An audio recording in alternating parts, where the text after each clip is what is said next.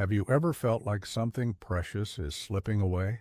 Maybe it's the ease in your body, the spark you once felt, or that quiet confidence that used to just be there. Sometimes it feels like aging takes things from us, right? And sadly, for many men and women after 60, one of the most personal sources of comfort, release, and connection, that quiet time alone with yourself, can actually become a hidden source of frustration or even unintended harm.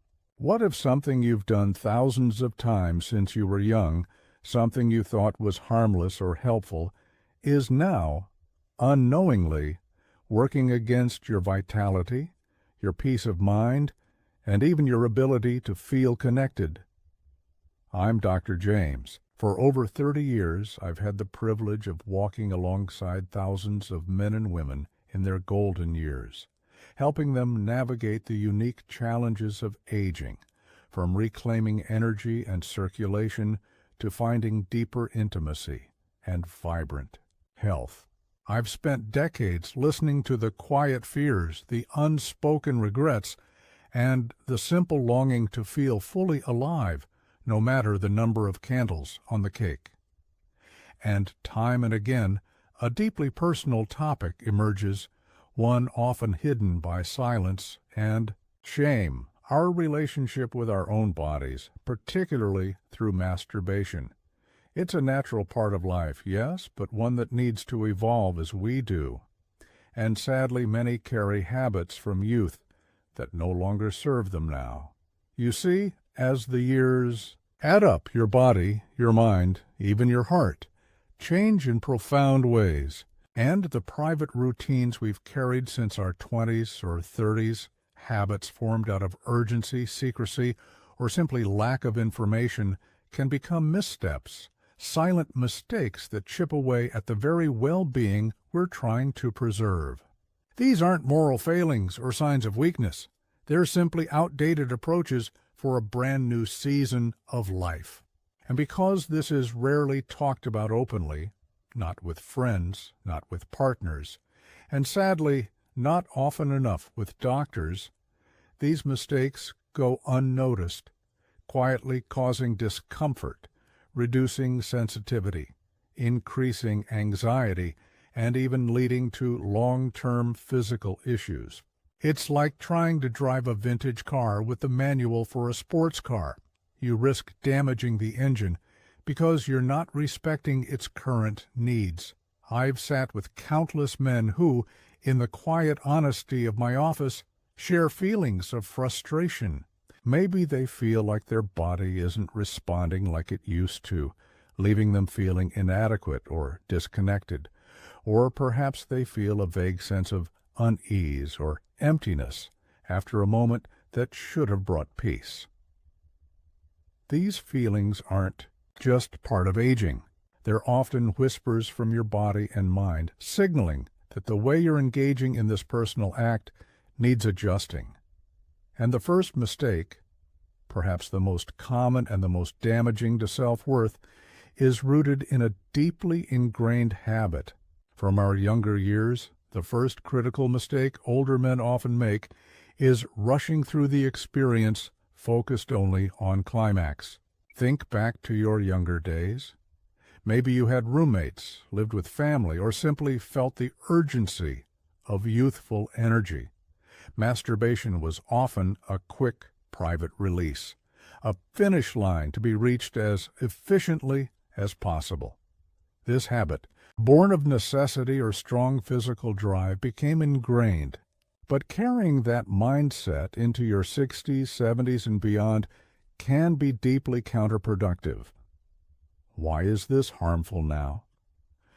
Firstly, your aging body often requires a slower, gentler approach to build arousal.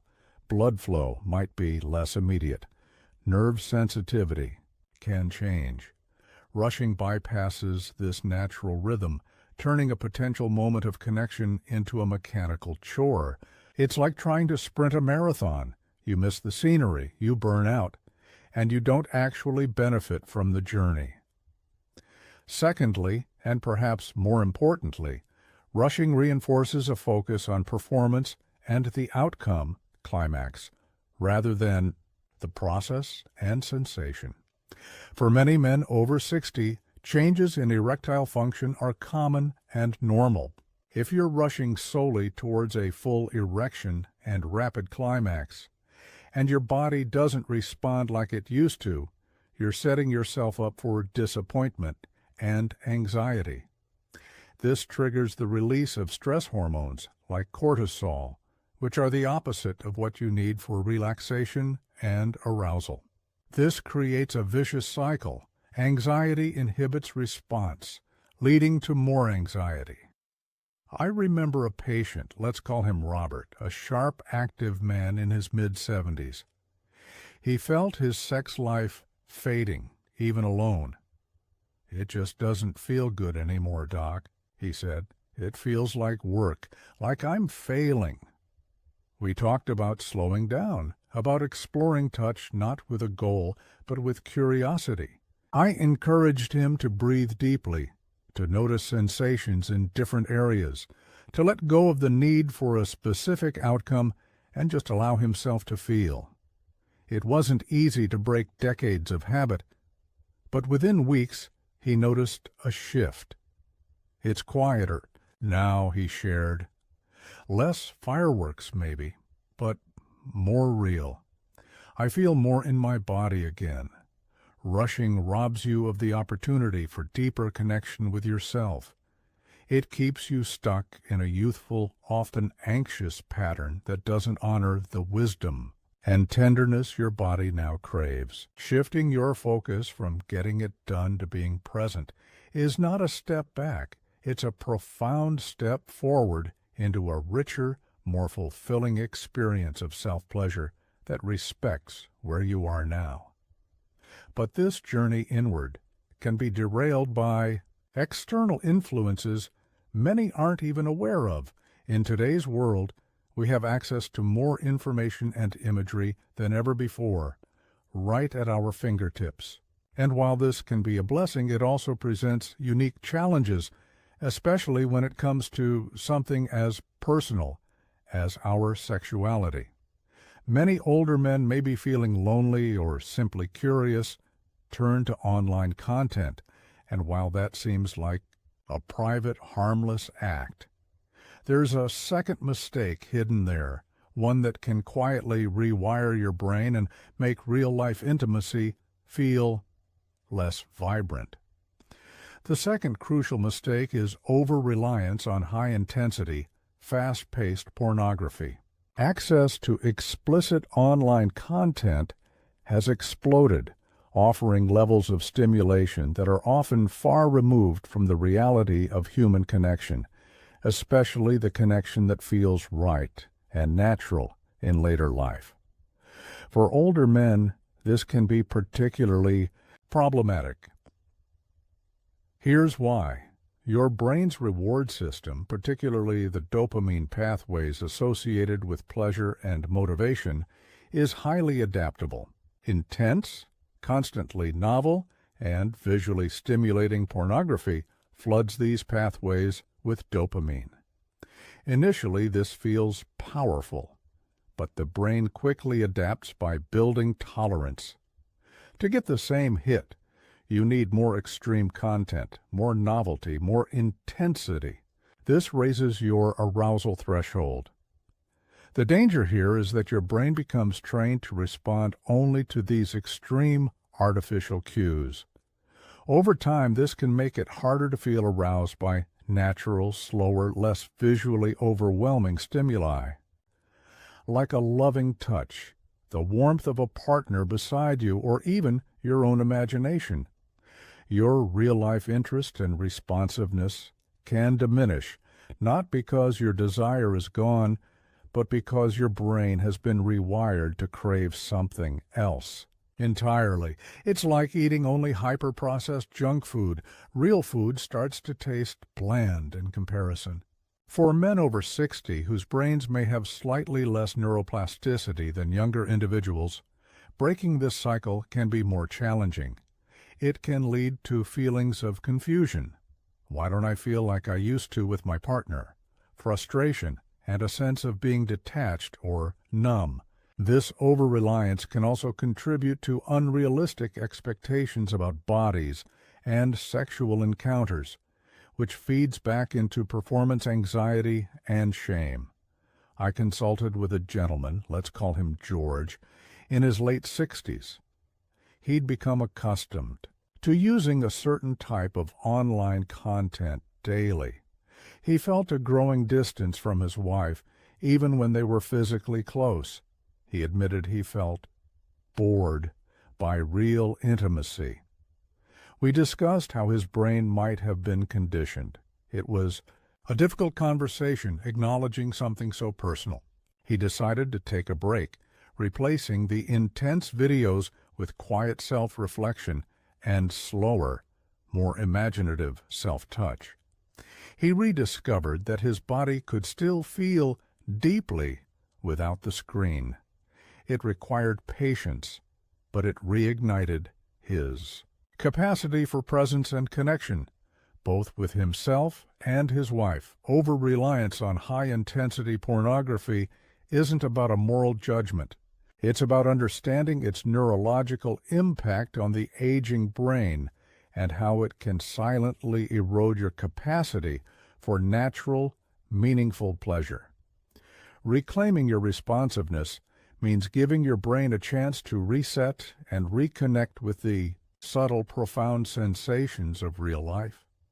But even when you address habits and external influences, there's one final powerful barrier that lives not online, but deep within. We carry so much history with us as we age. Experiences, beliefs, messages from the past that shape who we are today. And for many, perhaps most, in our generation, the topic of sex, and especially masturbation, was wrapped in silence, judgment, or even religious shame. These old messages don't just disappear with age. They can linger, quietly influencing how we feel about ourselves, our bodies, and our most private moments. And this leads to the third and perhaps most heartbreaking mistake. The third profoundly damaging mistake older men make is carrying shame or guilt about masturbation, or believing it's wrong or inappropriate at their age.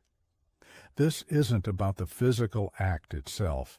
It's about the emotional weight attached to it. Many of us grew up in times or cultures where self-pleasure was a secret, something dirty, a sign of weakness, or only for the young and unmarried. These messages, absorbed over decades, sink deep. Why? Is this so harmful now? Because when you approach a personal, potentially stress-relieving, body-affirming act from a place of shame, you create internal conflict. The body is trying to relax and experience pleasure, but the mind is whispering judgment, guilt, or anxiety. This mental tension can manifest physically, inhibiting relaxation, increasing stress hormones, again counteracting arousal, and making it harder to fully surrender to sensation. Emotionally, carrying this shame is incredibly isolating. It reinforces the damaging myth that aging means losing your identity as a sexual being, that your body is no longer something worthy of touch or pleasure, or that you must become desexualized to be dignified in old age. This erodes self-esteem, deepens feelings of loneliness, and prevents you from seeing masturbation as what it can be, a healthy, normal, and deeply personal form of self-care and body affirmation. I've had conversations with men in their 70s and 80s who whisper, "Is it okay, Doc? Am I weird for still wanting that?" Their voices are hesitant, carrying the weight of years of unspoken feelings. I tell them, with all the sincerity I have, it is more than okay. It is normal. It is healthy. And it is your right. Letting go of that inherited shame is an act of profound self-liberation. It's about reclaiming your body as your own, honoring your needs without apology, and recognizing that dignity in aging is not about denying your humanity, but embracing all there is to it. When you approach masturbation, not just thinking about it, but the moment of checking with your body and often becomes easier and more satisfying because the mental barrier of shame is lifted. The emotional outcome is better too. Instead of guilt, you might feel peace, relaxation, or a quiet sense of being centered. This freedom allows you to be more present, not just alone, but potentially in partnered intimacy too.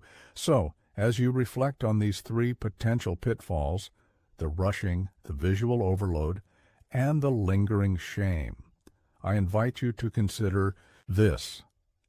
You don't need to fix everything at once. You just need to begin with awareness. Choose one small thing that resonated with you. Maybe it's simply pausing before you begin, taking a deep breath, and setting an intention to be present. Maybe it's deciding to take a break from intense online content for a week. Or perhaps it's just acknowledging any whisper of shame that arises and gently telling yourself, this is okay. I am okay. Your body has carried you through decades of life, through triumphs and challenges, through love and loss. It is still here, capable of feeling, of responding, and of bringing you comfort and joy. Aging isn't about becoming less.